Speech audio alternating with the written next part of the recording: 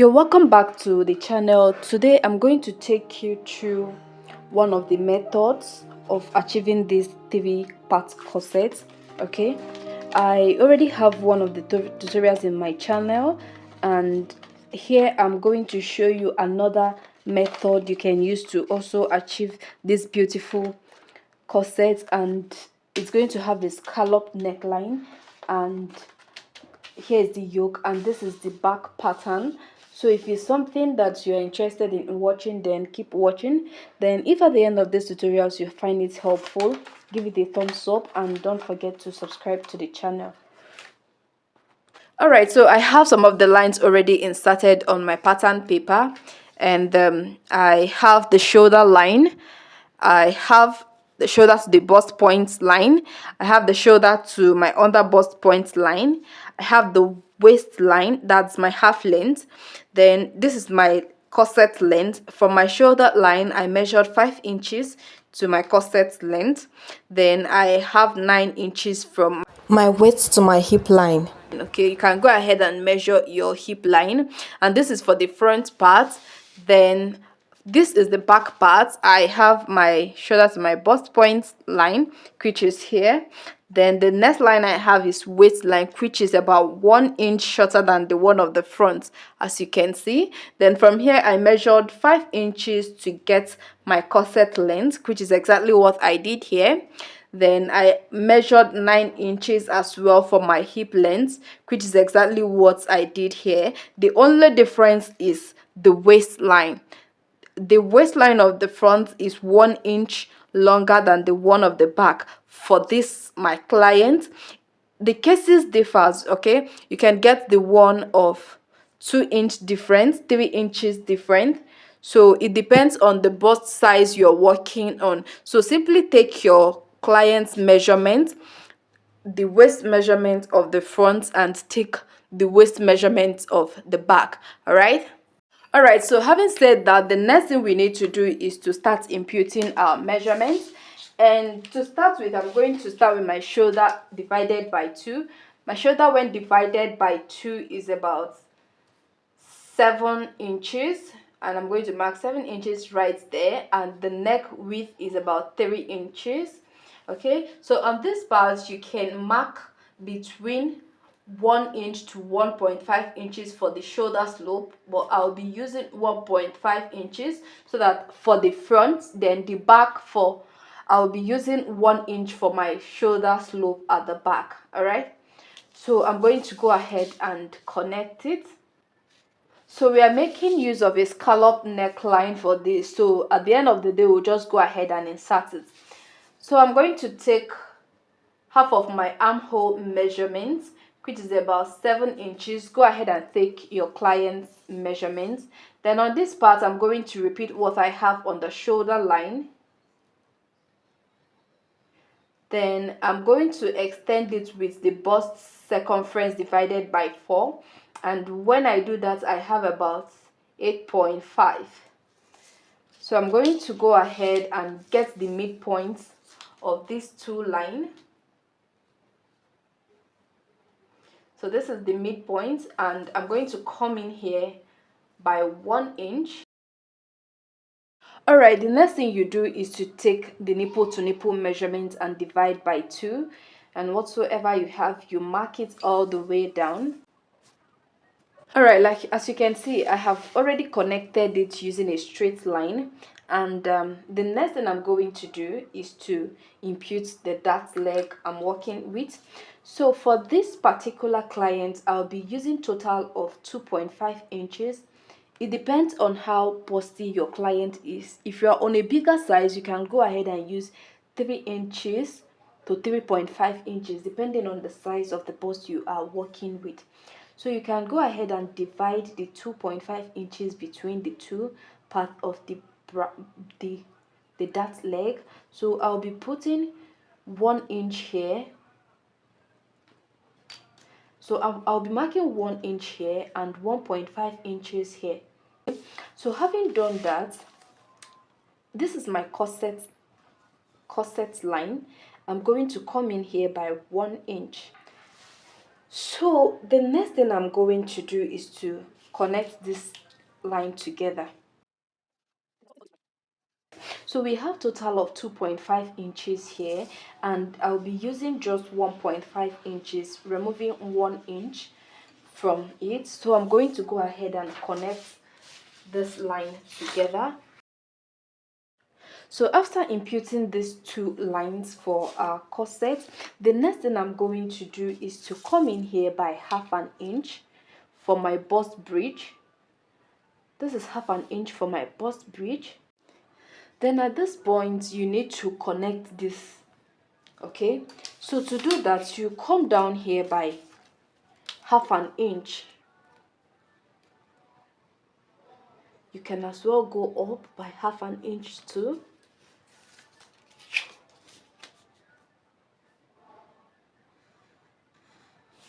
Then by this side you can come in here by 1 inch in order to guide you.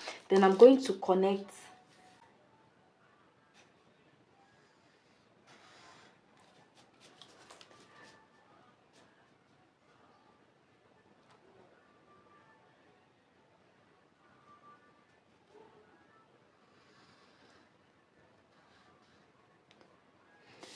Alright, so at this point, the next that you need to take is your bust dart. And to do that, get your bust circumference divided by 4. Mine is 8.5. So I'm going to step down by the difference between the front half length and the back half length. And mine is about 1 inch. So I'm going to mark 1 inch here, exactly where I have this line. Then I'm going to connect it straight to my bust point line. Then to get the over bust tightening, what I need to do for my over bust tightening is to get the midpoint of these two lines. These 2 points, get the midpoint of it, and I'm going to connect it. Alright, so for my bust tightening, I'm going to come up here by 2.5 inches. So boy, it's up to you to determine how exposed you want your cleavage to be.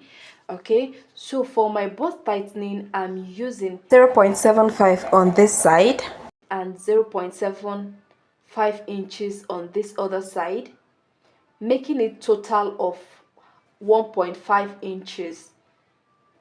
Okay, so for my over bust tightening, I'm using total of 1.5 inches for this client, and I'm going to go ahead to connect it to this half inch I came up initially with.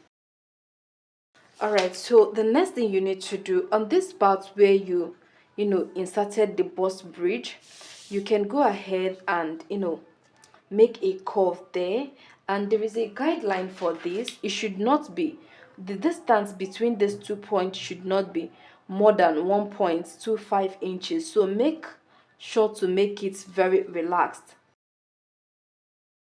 Okay, come down here by 7 inches or 7.5 inches, depending on how how open you want your cleavage to be. Right, so at this point I need to close up this bust dart. So to do that, I need to slash this place open.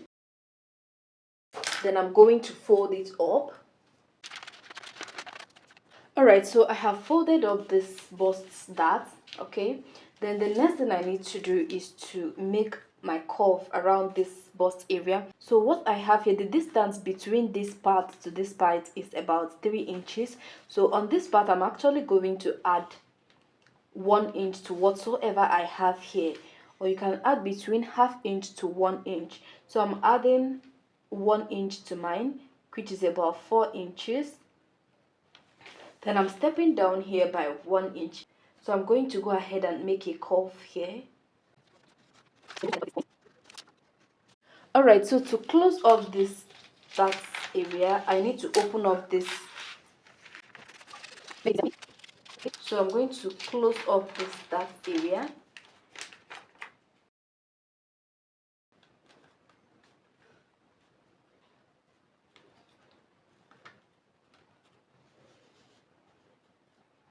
So at this point, you can go ahead and determine how exposed you want your cleavage to be.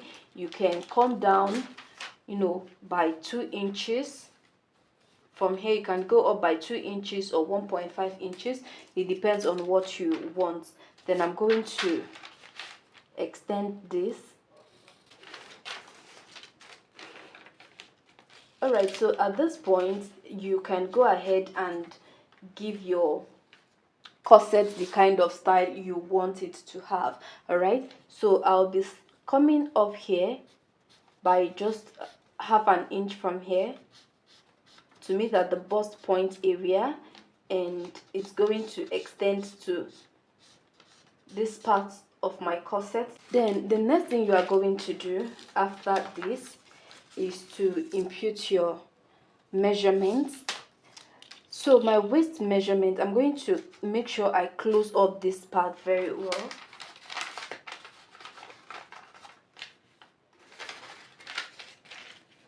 Close up this part very well and take your measurement. So on this place, I'm going to take my waist circumference divided by 4. The waist circumference we are working with is 28. So I'm taking 28 inches divided by 4, which is about 7.5. And we wish to reduce the waist measurement from 28 to like 26 inches to give it a snatched effect. Then I'm going to replace whatsoever measurement I have here. What I have here is about 2 inches, so I'm going to reduce half inches from it. So instead of putting 2 inches here, I'm going to be putting just 1.5 inches over here. Then on the hip line, I'm going to take my hip circumference, which is about 9.5 inches, when divided by 4. Then what we have here is about 1.5 inches, and I'm going to put everything back. Then I'm going to go ahead and connect it with a very nice curve. Then I'm going to close up this part and take a curve.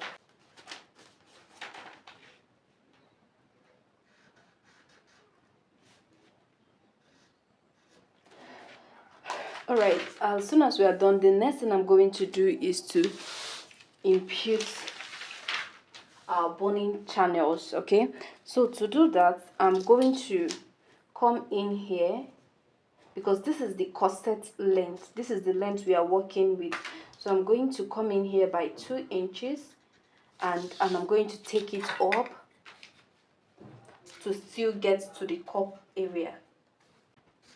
Then after that, I'm going to close up this part and take another one that is going to be in between this cup and the excess allowance there.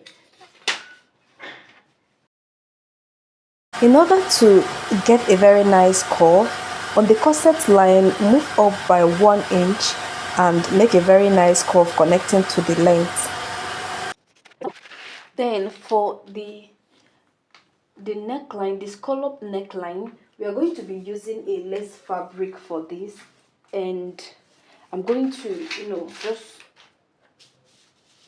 show you. You can decide how you want your neckline to be. So I'm going with 2 inches from here, or 1.5 inches from this line. So this is 1.5 inches from this line, and I'm going to connect it this way. So because we are using a lace fabric, there's no need of designing the neckline area. I'm just going to place my net this way, my lace this way, and this design will be formed. But if you are not making use of a lace fabric or a fabric that has this design at the end, you can just go ahead and design your neckline however you want it to. Okay. Alright, so after cutting it out, this is what we have. So the next thing I will be doing is to assemble this. So because we don't want that, I'm going to close this part up, making sure that there is no space in between. So after putting these two plates together, The next thing I will do is to cut out this cup. So provided if you want a 3-part cup, you can just go ahead and cut it out. Then if you want 2-part cup, you can just go ahead and use it like that. So I'm going to secure these 2 parts together just like so. Then next is this yoke. You would want to join these 2 pieces together.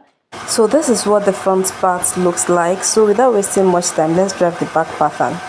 Alright, so to draft the back pattern, I already have the lines.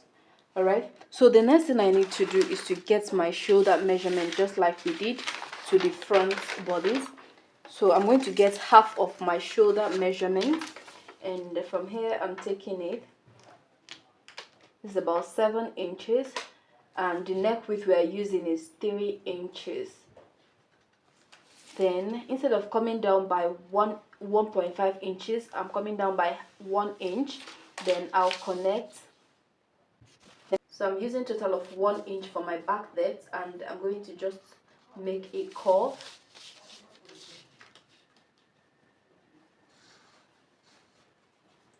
Alright, so after that, the next thing I need to do is to get half of my armhole measurement and impute. Then from here, I took the same thing I took over there, which is my shoulder measurement and my bust circumference divided by 4. Then I'm going to just connect it with a curve.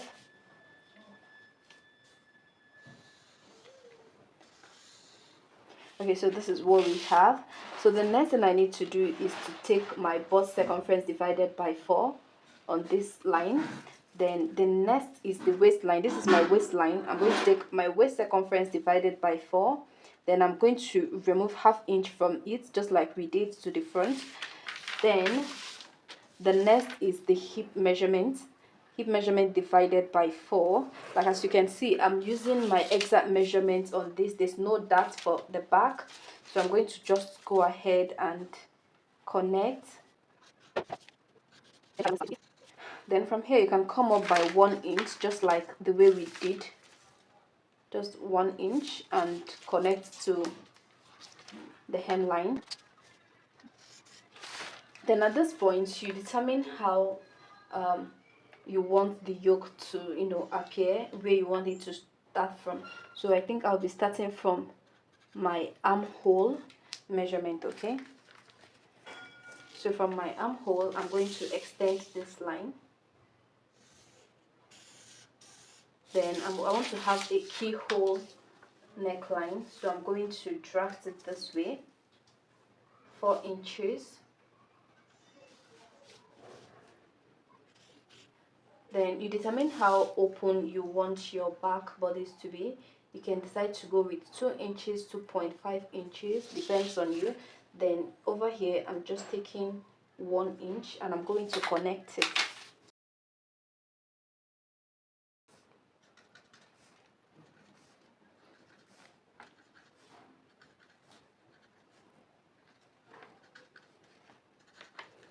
Alright, then this other side we are going to cut it out, and that's it for the back pattern.